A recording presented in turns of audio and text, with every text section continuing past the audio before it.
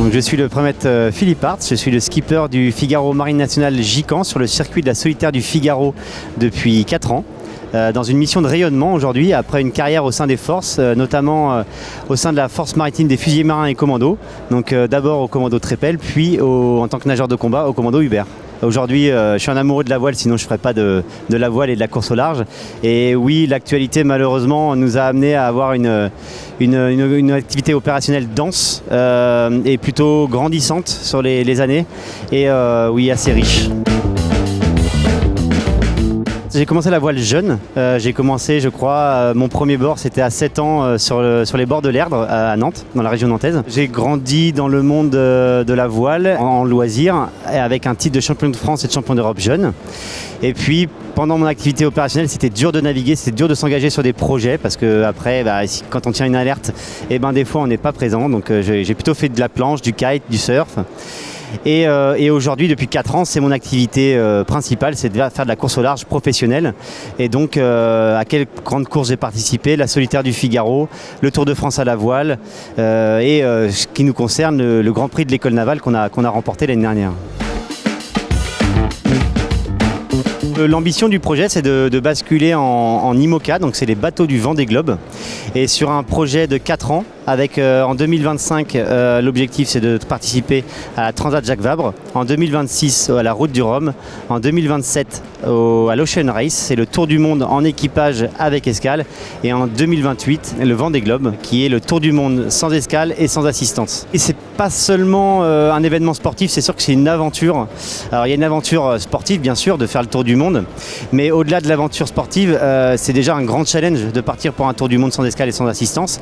Mais au-delà de ça, j'y vois aussi une aventure humaine, c'est-à-dire que sur l'eau, on est des fois seul, mais à terre, il y a toute une équipe et ça met bien en avant l'esprit d'équipage de la marine. Mon passé de commando, je pense que c'est un atout, c'est surtout un atout pour se lancer.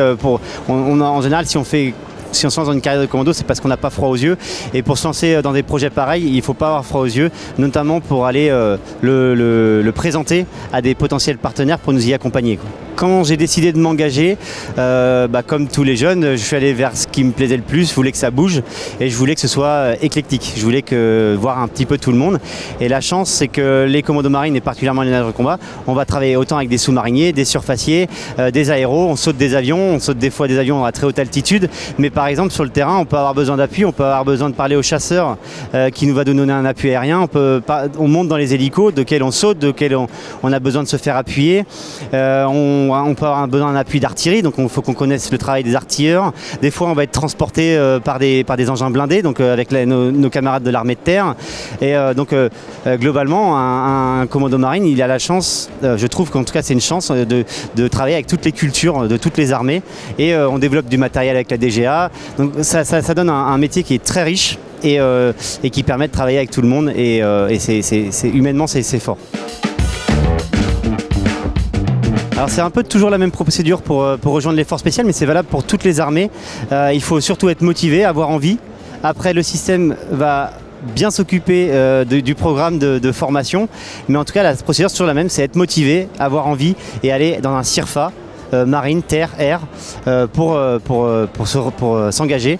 Ça commence toujours par le CIRFA. En tant que commando marine, notre spécialité c'est d'être les combattants venus de la mer ou en mer. Donc globalement, c'est un soldat d'infanterie qui opère depuis la mer, mais avec des missions qui sont plutôt à forte valeur ajoutée. Donc on a 2 employeurs opérationnels, ça peut être la Marine nationale ou ça peut être le commandement des opérations spéciales.